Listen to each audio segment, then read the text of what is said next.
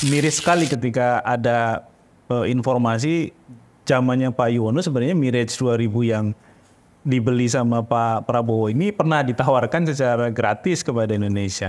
Mirage 2005 tahun 90-an lah ya, mulai keluar sampai tahun 2007 harganya berkisar antara 23 juta dolar sampai tertinggi tahun 2007 itu sekitar 35 juta dolar. Nah, sekarang malah dibeli dengan 67 juta dolar. Ini yang lagi-lagi saya tidak bisa mengerti. Apa alasan yang mendesak di balik itu?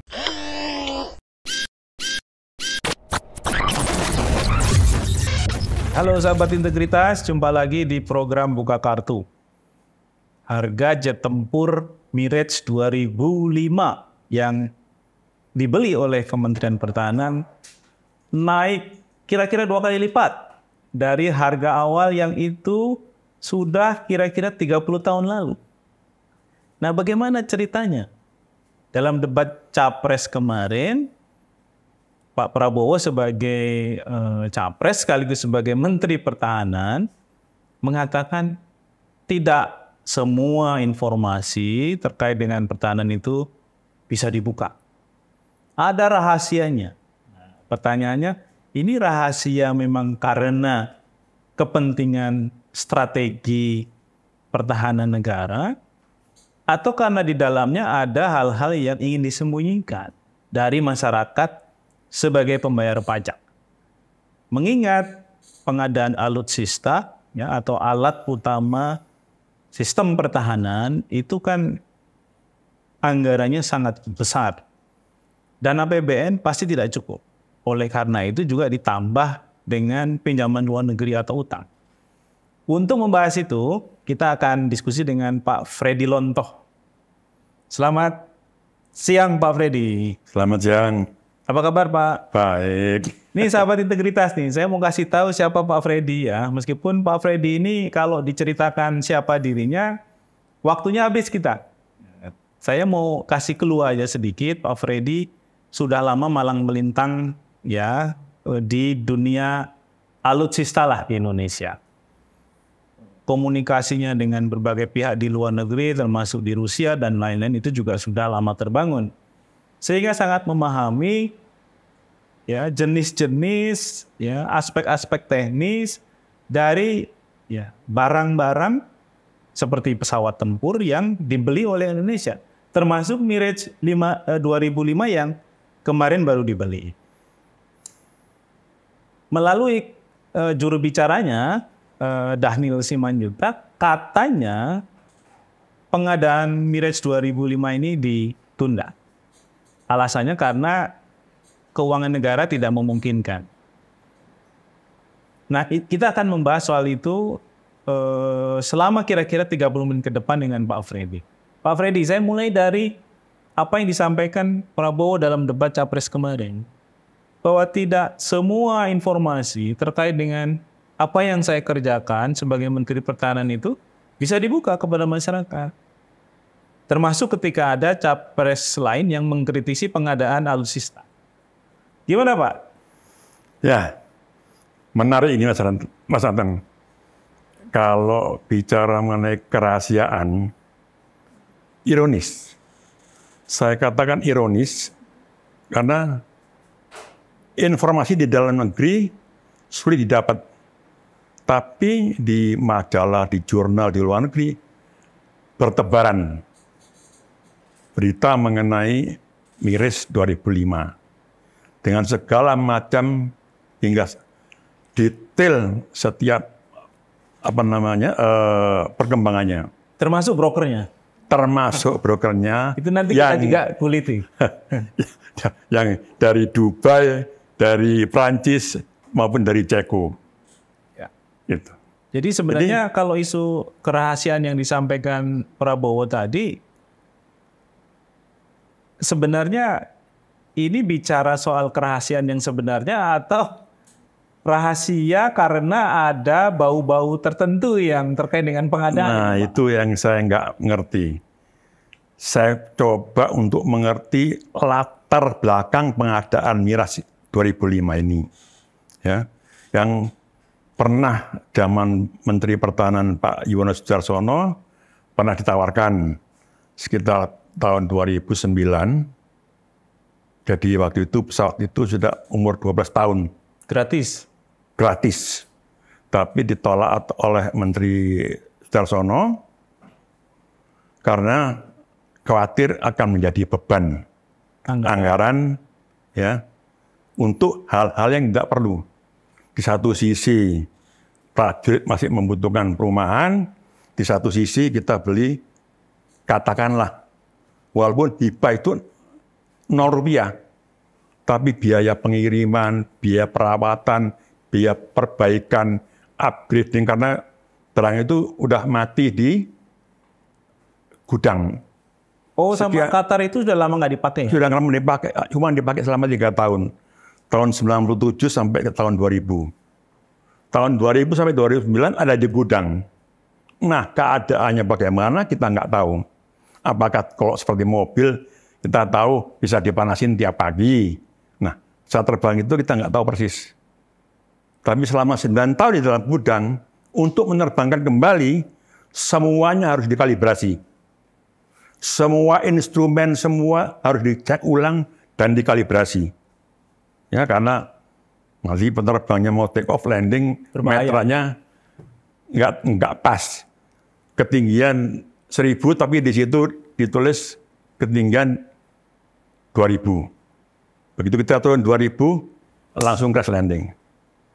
Nah, hal-hal semacam itu ya nggak tahu apakah sampai sejauh itu dipikirkan, kita belum tahu. Pak Freddy, tadi saya ngomong di awal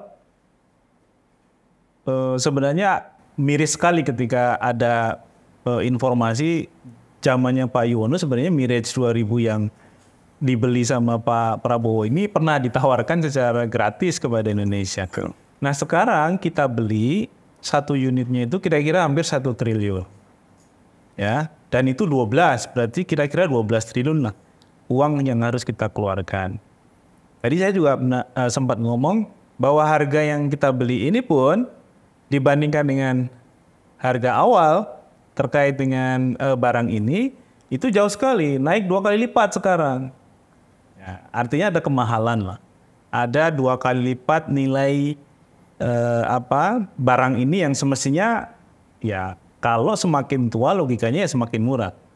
Karena nilai ekonomisnya kan turun gitu ya.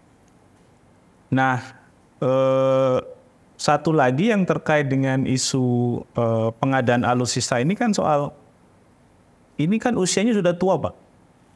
Kira-kira 30 tahun, Pak Freddy ya. Berarti nyaris 30 tahun. Ya, hampir 30 tahun. Kenapa Indonesia masih terus memelihara habit untuk membeli alutsista bekas, Pak? Karena kurang duit? Padahal juga ada kebijakan untuk mendorong supaya membeli yang baru. Itulah yang lagi-lagi ironis. Kita negara besar, beli barang bekas, di mana harkat dan martabat bangsa Indonesia. Apakah kita nggak mampu beli yang baru? Dan saya kira pemerintah pun sudah menentukan kebijakan tidak akan membeli barang bekas karena kecelakaan-kecelakaan. Ya, kecelakaan-kecelakaan bukan cuma kalau kebetulan itu pesawat tempur, korbannya adalah pilot yang sudah kita didik sekian tahun, luar biasa. Prajurit terbaik lah. Prajurit terbaik. Kalau sebenarnya yang beberapa waktu yang lalu itu terjadi di pesawat Hercules, pesawat angkut, sama penumpangnya semua habis. Ya, ini cuma sekedar refleksi. Barang bekas itu sangat berisiko, ya, karena kita nggak tahu track record yang sebelum ini pemakaiannya bagaimana. Memang semua ada logbook, ya, semua ada catatan kapan harus ganti suku cadang, kapan harus dirawat, kapan harus masuk diganti peralatannya, ya. Tapi semua ada catatannya. Tapi kondisi catatan dengan kondisi fisik. Itu yang kadang-kadang sulit untuk diantisipasi. Gitu. Apalagi kalau pemeliharanya juga nggak cakap ya. Itulah. Gitu. Jadi lucu. Data-data yang saya peroleh, Mires 2005, ya, itu dari tahun 97 sampai tahun 90-an lah, ya, mulai keluar sampai tahun 2007, harganya berkisar antara 23 juta dolar sampai tertinggi tahun 2007 itu sekitar 35 juta dolar. Nah, sekarang malah dibeli dengan 67 juta dolar. Ini yang lagi-lagi saya tidak bisa mengerti. Apa alasan yang mendesak di balik itu? Gitu. Kebijakan ini diambil, apakah sudah ada dengan melalui studi atau penjajakan atau apa? Saya kira di pasaran banyak pilihan untuk pengganti F5. Freddy, 67 juta US dollar itu semestinya bisa beli barang baru ya? Bisa. Dengan kapasitas yang sama dengan Mirage 2000 atau bahkan untuk lebih? Kelas sama yang satu level dengan Mirage 2005, katakanlah dengan F16. Kalau saya cek harga di Google, harganya sekitar 63 sampai 65 juta dolar. Itu pun sudah dapat F16 blok 70 dan 72, Dash 72, generasi 4,5. Semua elektroniknya luar biasa. Sementara Mirage ini generasi 4 ya? Masih generasi 4. Jadi bisa dibayangkan elektronik 30 tahun yang lalu dengan elektronik hari ini. Seperti HP lah kira-kira. Gitu. HP jadul dengan HP yang sekarang. HP tahun 90 gimana? HP tahun 2024 gimana? Gitu. Jadi, Pak Freddy, ini dalam pembelian Mirage ini kan banyak yang mengkritisi karena ada pihak ketiga yang terlibat. Ada Excalibur Internasional, yeah. juga ada nama Habib, ya Habib siapa saya agak lupa itu namanya, tapi dia adalah owner dari E-System Solution, ya sebuah perusahaan berbasis di Dubai yang sebenarnya bisnisnya adalah menyewakan kapal kargo kalau tidak salah. Nah, posisi pihak ketiga dalam pengadaan alutsista ini seperti apa sih sebenarnya? Ya itu lagi-lagi juga apa di balik itu, saya juga apakah karena pertemanan atau karena nggak ngerti saya. Dan ini ada hubungannya nggak dengan akhirnya membuat harga menjadi lebih mahal? Otomatis karena melalui itu. Kenapa nggak ke beli baru langsung ke pabrikan? That's all, finish. Nggak terlalu banyak ini. Dan semuanya bisa dipertanggungjawabkan. Excalibur ini apa? Apakah integrator?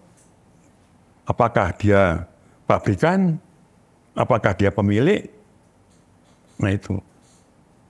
Ini juga di jurnal defense di luar negeri dikatakan misteri. Mystery. Who is behind? Majalah luar negeri sampai menulis begitu. Pengadaan ini misteri, terus who is behind this deal? Gitu. Dan ini sebenarnya melanggar Pak ya, ketentuan yang ada di Indonesia ya? Undang-undang nomor 16 2012 ya, tentang industri pertahanan. Itu untuk pengadaan alutsista harus memenuhi ketentuan untuk transfer of technology, imbal beli, local content, atau offset.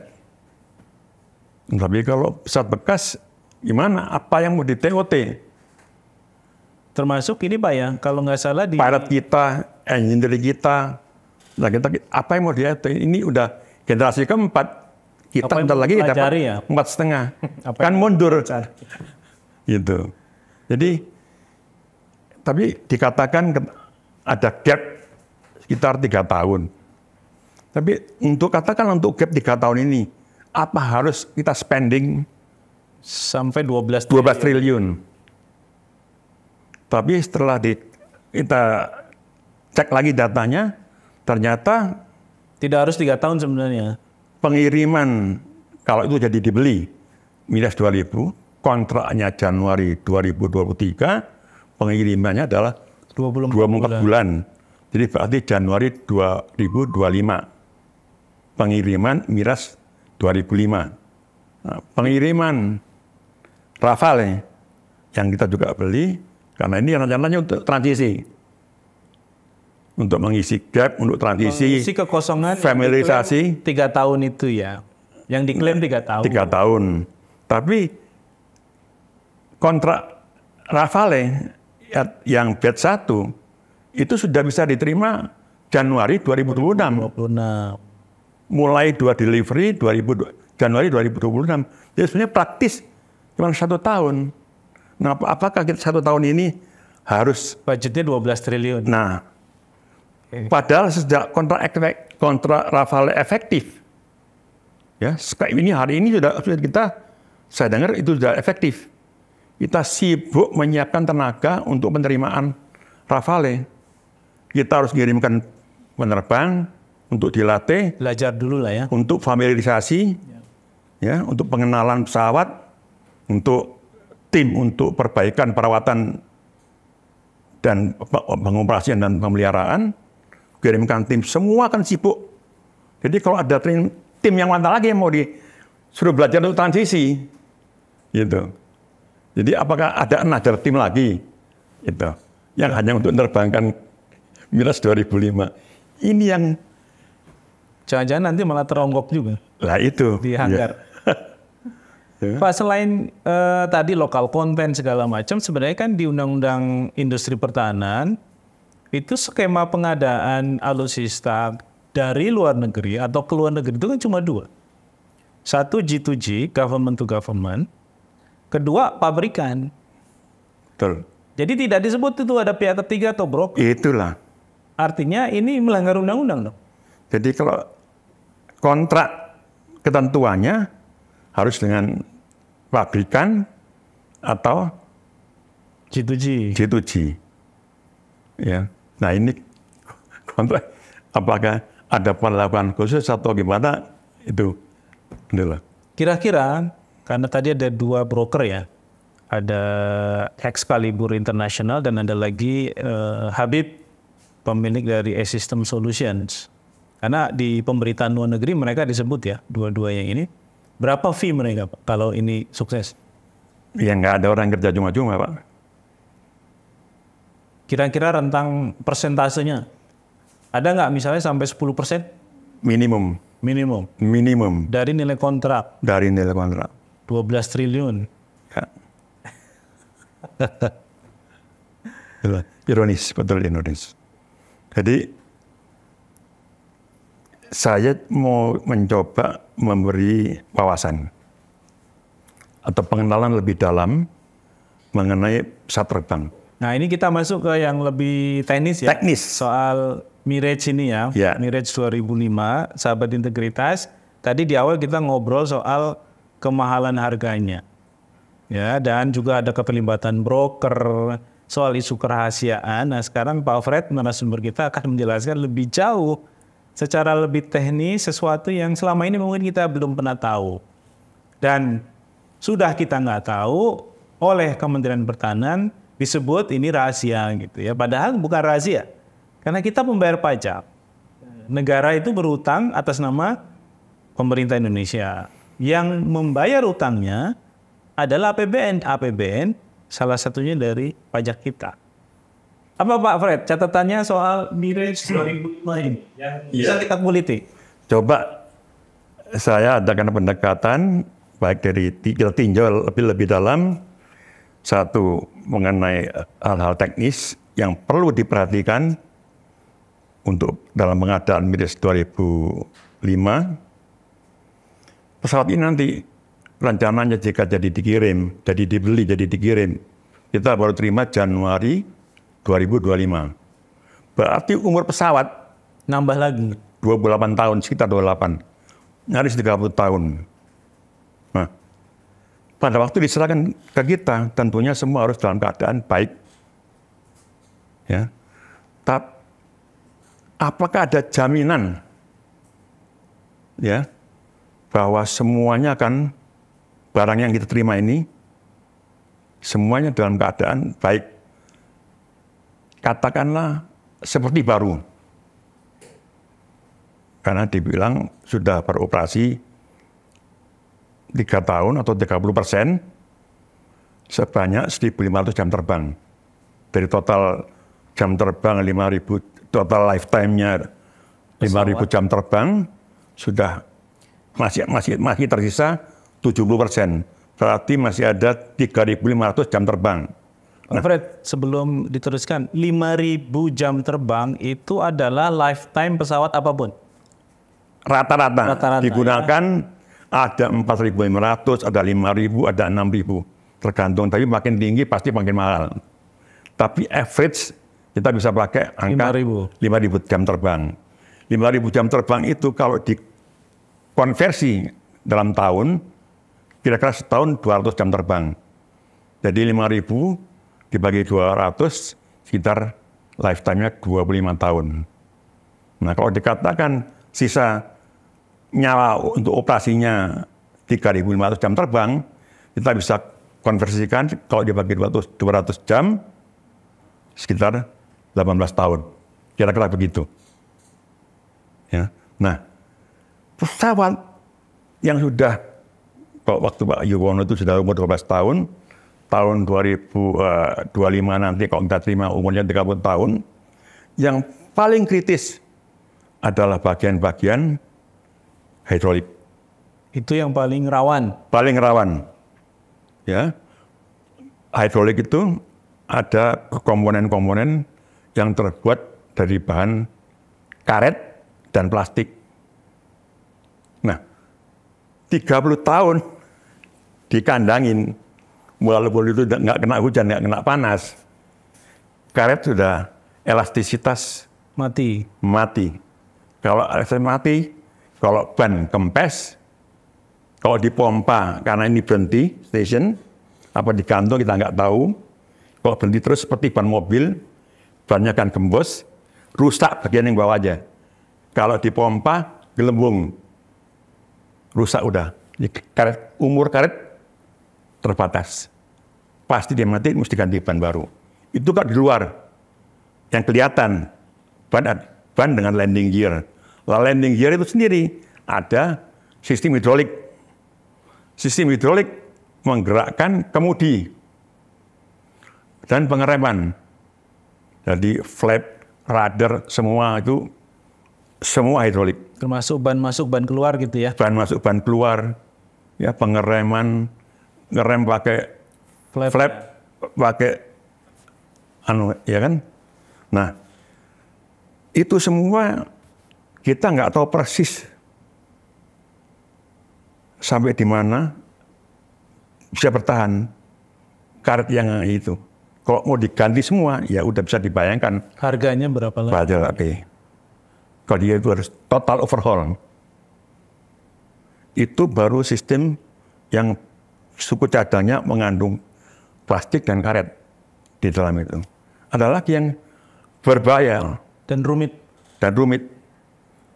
Wiring system, sistem kabel-kabel yang instrumen yang menggerakkan pesawat terbang, ya, instrumen di kokpit, radar, semua pressure semua, termasuk kabel seluruh bodi, perintah ya, sistem perintah ya.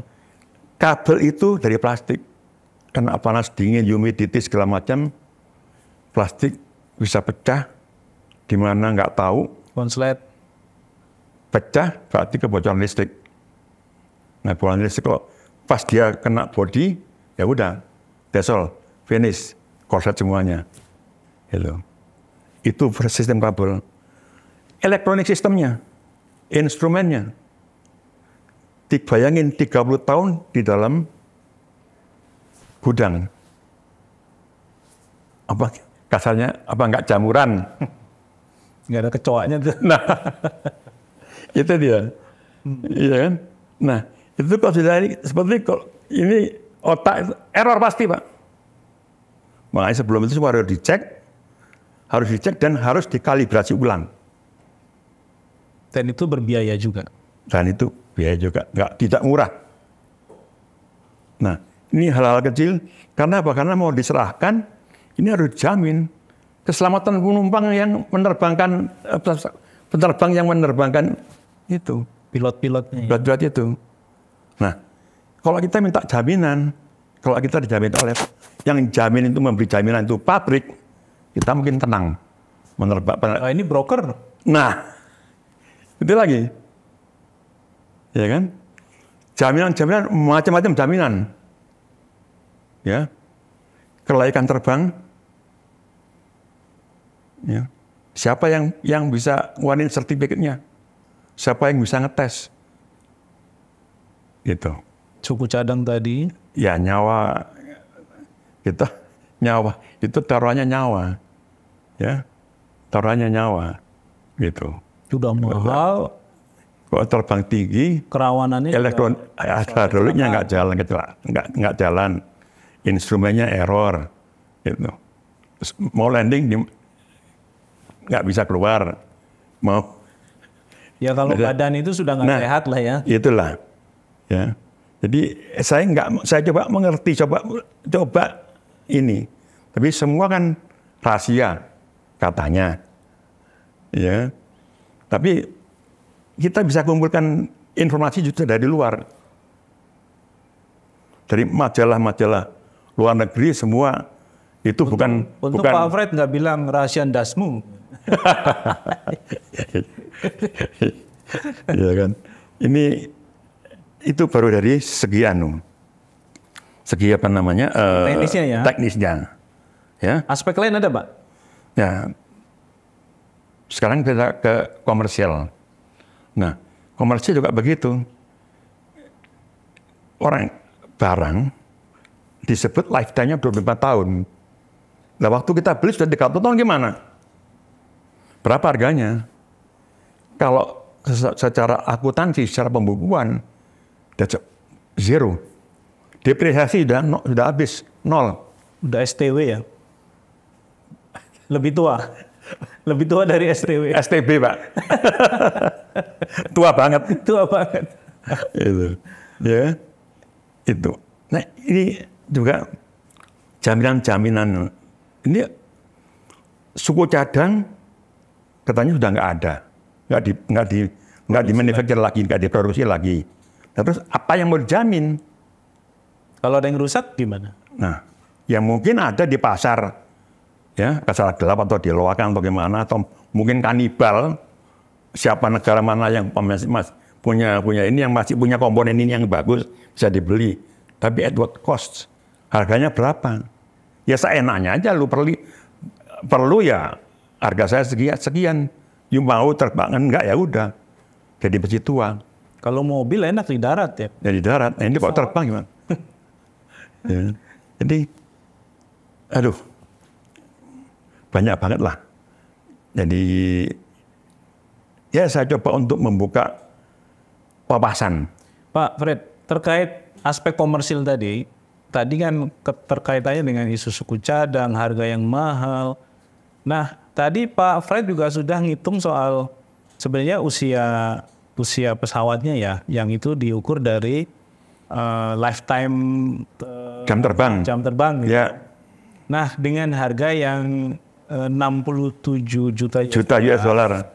Itu dengan sisa jam ya tinggal dibagi aja. Sekitar 3.500. Jadi sekali terbang itu kita harus keluarin duit berapa itu? Ya 67 juta dibagi 3.500. Ya, itu di luar biaya operasi ya, di luar bahan bakar, di luar segala macam. Jadi barang pesawat itu sendirilah. Setiap jam terbang dia cost. Itu kan investasi, kalau katakanlah itu investasi. Itu makan sekitar 19.000 US dollar. Sangat mahal. 280 juta ya? 290-an kira-kira. 290 juta per jam terbang. 1 jam terbang. 1 jam terbang. 1 jam terbang itu mulai start engine. Persiapan. Start engine. Karena mesin udah start panas. engine udah panas. Gitu. Ya kan? Begitu jalan, ya, ini konstruksi sudah dinamis. Yeah. Ya. Makanya begitu take off landing itu sudah engine harus full throttle. Ya. Jadi badan harus nahan kekuatan mesin bisa terbang. Itu take off landing juga begitu. Landing semua struktur bam gitu, semua struktur bekerja. Gitu. Nah, di situ. Ini yang orang belum banyak tahu ya soal Kalau sekarang katakanlah ekonomis ini. Nah, katakanlah umpamanya dengan uang 67 juta US dollar bisa beli F-16 Block 70 barang baru, generasi lebih muda, lebih advance, ya. Istilahnya lebih gesit juga kali ya, karena lebih baru ya. Pasti. Jadi pilot itu, saya kalau jadi penerbang, saya kepingin sekali menerbangkan F-16 yang Block 70-72. Ini impiannya para pilot. Top Gun. Ya, sama kalau kita di MotoGP, itu motor Ducati. Saat ini itu motor Ducati udah dang-dang ngalahin.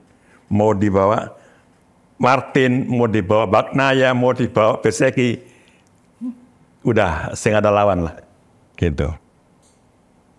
Ya, jadi, nah dengan 67 juta kita pada brand new, kita dapat kepastian atau kenyamanan, ketenangan bawa barang baru, teknologi baru, dan pride juga ya. Pride juga untuk harkat, bukan cuma penerbang, negara. Harkat dan martabat bangsa Indonesia, kita punya pesawat yang membanggakan. Ya, nggak ada pilot yang mau menerbangkan bus bekas atau barang bekas begitu. Ya, dia lebih berat, wah paling canggih ini gitu kan. Kecuali supir tembak ya. Nah itu dia. Masalahnya di pesawat nggak ada kan, Nah, tembak itu, kan. Itu. Dan kalau 67 juta, kita bagi 5.000 jam terbang. Per jam terbang pasti lebih murah, Pak. Paling sekitar 10.000, 12.000, Pak. Barang baru, brand new. Paling canggih. Cuman segitu. Ini yang bekas malah sekitar $8.000. Ini yang kadang-kadang, ini justifikasinya apa nih? Itu. Pak Fred, saya mau coba mendalami, tapi hingga hari ini, hingga saat ini, belum ketemu. tadi ada aspek teknis, aspek ekonomis, atau aspek komersial, ada lagi nggak yang lain? Aspek komersial ya itu juga. Aspek komersial kan tadi sudah disebut ya. Ya. Jadi kira-kira itu tinggal dua hal ya. Administratif tadi yang pengadaan, berkaitan dengan soal undang-undang, ketentuan-ketentuan tata cara pengadaan itu. Nah, dengan 3 catatan besar tadi, Kemenhan bilang ini ditunda pengadaannya, meskipun sudah ada kontraknya. Ya, kontraknya sudah ada, tapi karena uang negaranya nggak mencukupi, ini mungkin juga yang membuat muncul isu yang cukup menghebohkan beberapa waktu belakangan. Bu Sri Mulyani diisukan mengundurkan diri kan? Dia nggak tahu. Ya, itu mungkin selingan-selingan gitu ya, yang kita juga bisa kemudian menalar mungkin saja karena pressure yang terlalu besar ya untuk bisa menopang belanja negara yang juga besar sekali gitu ya, termasuk dalam pengadaan alutsista ini. Setuju nggak kalau ditunda? Atau bahkan lebih jauh, ya ini dengan 3 catatan tadi ya dibatalkan saja. Kalau menurut saya, batalkan. Kita harus tegas, jangan cuma ditunda. Berikan ketenangan, kepastian kepada pembayar pajak, kepada rakyat yang uangnya mau kita pakai untuk beli pesawat. Ini kebijakan udah, ya banyak ininya lah, ya banyak salahnya. masih ada waktu untuk membatalkan. Gitu. Karena risikonya terlalu besar, risiko penerbang dan risiko keuangan. Jadi istilahnya ini kalau kita beli barang bekas kayak beli penyakit. Boncos semua. Gitu. Ya. Saya coba mempelajari pendekatan yang ini nggak ketemu. Gap, kalau bicara mengenai gap cuma 1 tahun. Maksudnya Ini, alasan pembenar untuk belinya itu nggak ada sebenarnya itulah. ya? Nggak ketemu saya. Dengan uang 800 juta dolar itu nggak sedikit. Siap, Pak Fred. Catatannya sudah sangat lengkap, Pak Fred. Kita bisa stop di sini karena waktu juga. Sahabat integritas, tadi ya, poinnya pengadaan Mirage 2005 dibatalkan, bukan hanya ditunda karena tidak ada alasan yang bisa diterima barang itu perlu kita beli karena sudah tua, sangat mahal, melibatkan broker. Brokernya juga bukan hanya 1 tapi 2, dan saya kira anggaran negara membutuhkan prioritas belanja seperti apa yang harusnya kita prioritaskan, terutama untuk membangun sistem pertahanan yang lebih profesional, yang lebih modern, yang ini tentu akhirnya juga membutuhkan barang-barang yang lebih modern, bukan barang-barang bekas. Demikian sahabat integritas, Buka Kartu kali ini, kita jumpa lagi di lain waktu. Jangan lupa subscribe, like, komen channel kita, karena kita selalu akan menyediakan konten-konten yang menarik, terupdate, dan bermanfaat bagi kita semua. Sampai jumpa.